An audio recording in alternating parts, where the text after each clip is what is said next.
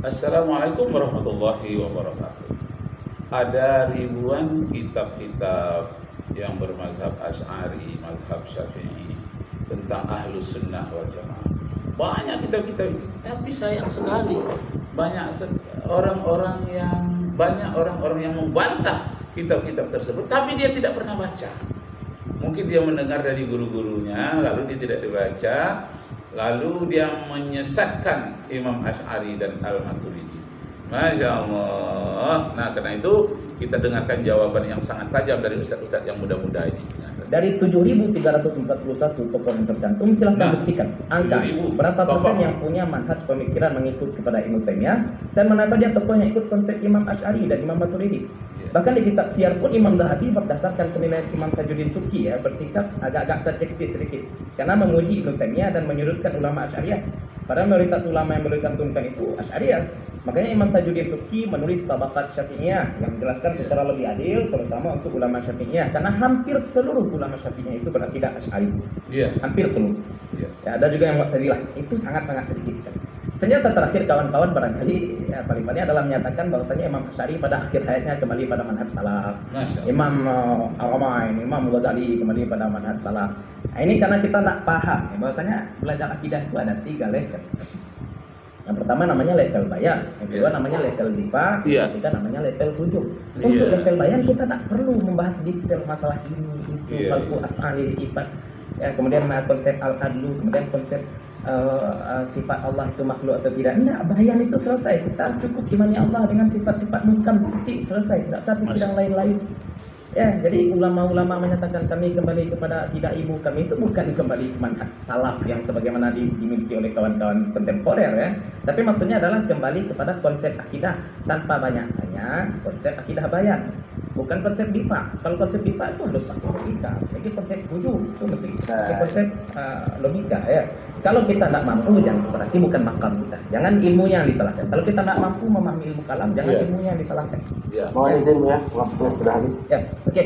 Itu barangkali yang ingin kita sampaikan ya. Dari segi data itu tidak terbantahkan.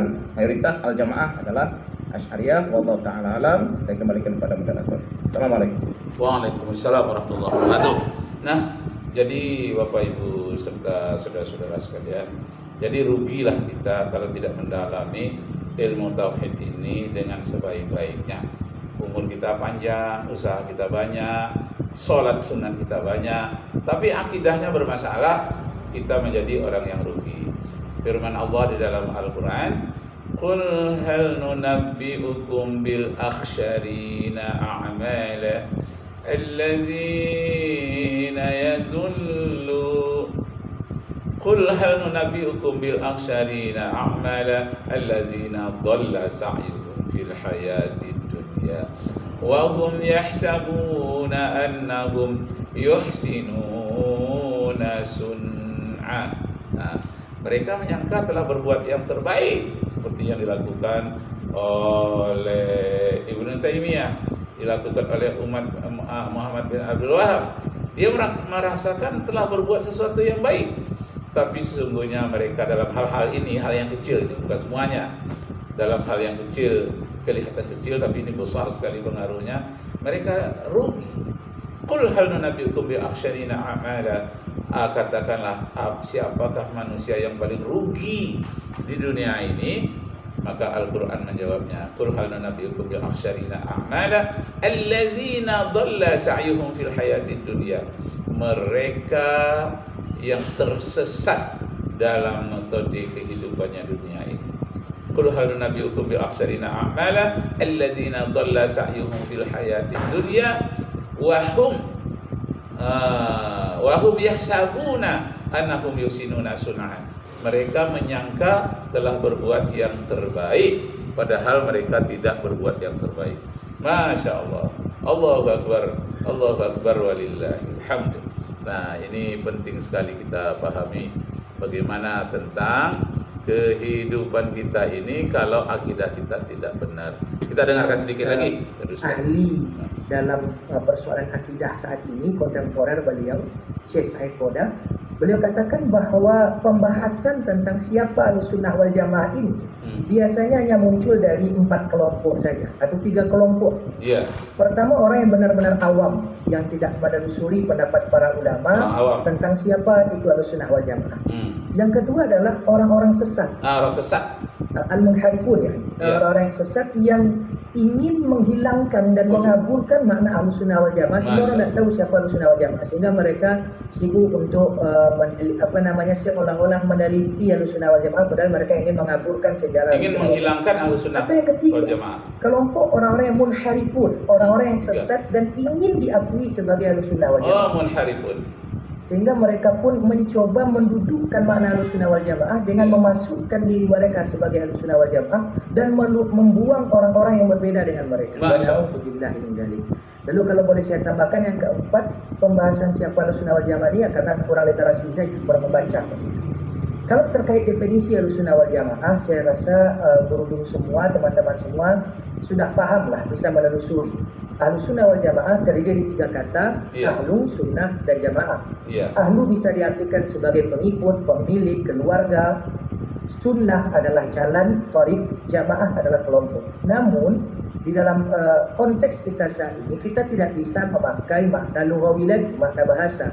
Kita memakai makna yang sudah dipakai sekarang, yaitu sebutan untuk kelompok, untuk satu kelompok umat Islam, yang mana diyakini kelompok inilah yang menjadi kelompok yang selamat. Kenapa muncul persoalan kelompok yang selamat? Karena ada hadis iftiraq namanya. Ini kalau ada yang bertanya-tanya yang baru gabung begitu. Hadis iftiraq adalah hadis di mana Nabi SAW menjelaskan bahwa umat beliau ini akan terpecah belah menjadi 73 kelompok. Nah, ada satu kelompok yang selamat. Nah, dalam berbagai riwayat, berbagai redaksi, Nabi katakan pertama, ma'ana alaihi wa ashabi, yang sesuai denganku dan para sahabat. Nah, dari sinilah muncul makna atau istilah sunnah. Kemudian yang kedua, Nabi katakan al-jamaah. Nabi tegas mengatakan al-jamaah. Kebetulan saya sudah susun sebuah makalah singkat, sederhana. Tadi saya titip ke Ustaz Fakhrini Labib, mungkin nanti beliau bisa di-share-kan. Saya dengan zoomnya agak gaptek, saya ini mohon maaf. Karena saya cuma guru kampung, guru ngaji biasa begitu. Jadi kembali bahwa Ahlussunnah wal Jamaah diyakini sebagai kelompok yang selamat, dan ini diambil dari pemahaman terhadap hadis iftiraq.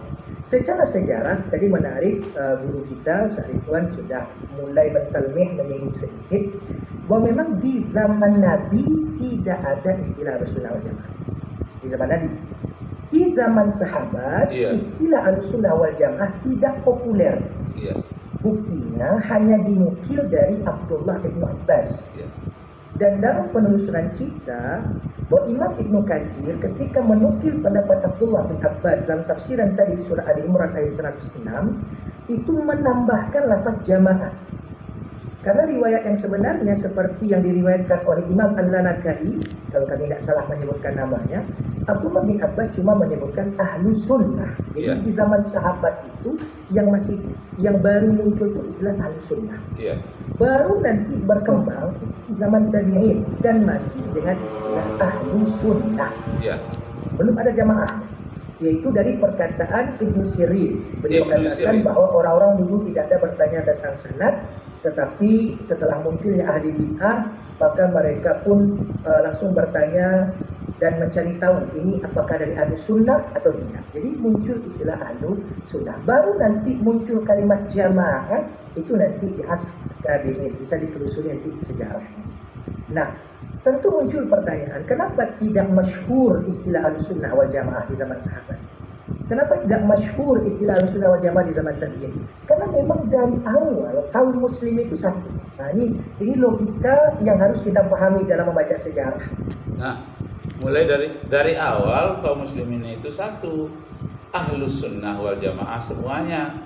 Muncullah kelompok sempalan namanya Qadariyah. Yang Qadariyah ini menyatakan segala sesuatu sudah ditakdirkan oleh Allah, ya terserah sajalah. Muncul lagi kelompok sempalan namanya Jabariyah, mengatakan kita yang menentukan segala-galanya.